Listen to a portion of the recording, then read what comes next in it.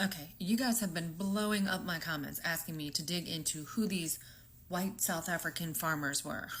Y'all, my shovel is broke. I dug so hard. So go get a cup of coffee, come back because, well, I found exactly what you think I'd find. Okay, so normally refugee screening is pretty brutal and the UN is involved. They identify people who are fleeing war, persecution, violence, all the things. And applicants face interviews, background checks, biometric scans from the Department of Homeland Security, all the things that you would think that they would face. But not these people. It normally takes about 18 to 24 months. But this group of people, they got the speed lane pass. And all of this happened in 3 months with no UN oversight. So the United States takes in about 125,000 refugees from around the world. That's the cap.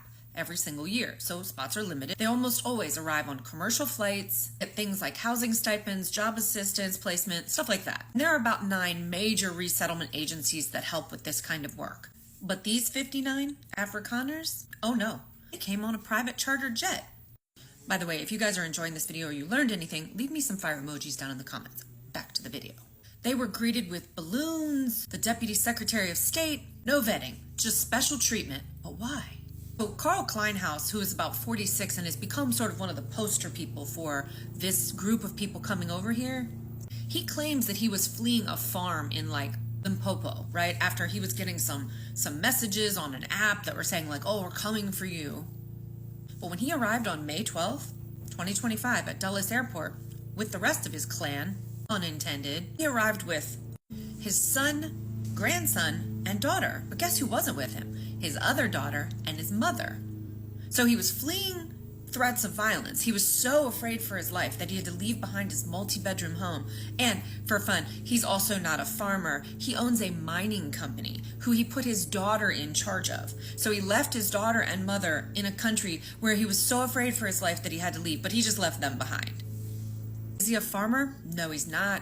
He owns Honey Badger Mining, a granite mining company, a big one. Now, his wife was killed in a car accident in 2006, but genocide? Come on.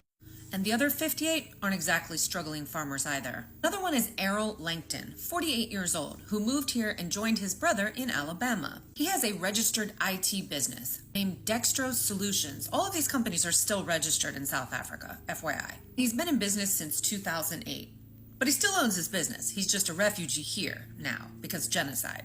So far, as best as I can tell, there are 23 families, 35 adults, 24 children, mostly from Gauteng, if I'm saying that wrong, in Limpopo, with assets like luxury homes and huge businesses, not small farms. These are affluent Afrikaners who speak English, leveraging Trump's program for a new start, but definitely not for survival. And this is why the Episcopal Church, when they got here, they refused to resettle these people because they basically said, look, we have known Afghani refugees and Congolese refugees, people whose applications have already been approved, and you're basically putting them in a holding position. These Afghani people are people that helped our service members during the war who are being pursued by groups like the Taliban. And we just put all of them on freeze and we put these white South Afrikaners in the speed lane. So the Episcopal Church said, no, we're not going to do it because what you're doing is completely, obviously racially motivated and we're not going to be any part of it. Kleinhaus, the first one I was talking about, apparently he said, oh, his land is worthless, even though there has been absolutely no land actually taken from anybody. Records show that he transferred the rights to his business to his daughter, who's running it now. Others sold their properties at market rates. So it wasn't like they had to grab their stuff and flee the country. No. They sold their assets. They secured their businesses with other people. And then they got on a luxury jet and took off for the United States, where they will enjoy refugee status for 1 year before being allowed to apply for a green card. And in April, a federal judge said, no, you need to restore some of these other people who have already been approved and bring them in. And the Trump administration said, well, we're prioritizing these Afrikaners because of their easy assimilation into our country. Let me help you out. Why? They're white. This isn't about 59 Afrikaner refugees. This is about establishing a pipeline for white immigration into the United States, which is racially charged and, of course, completely in line with the Trump agenda. You guys keep an eye on this. This is being called Mission South Africa because there are thousands of other people who are applying and already in the pipeline. This isn't a one-off flight.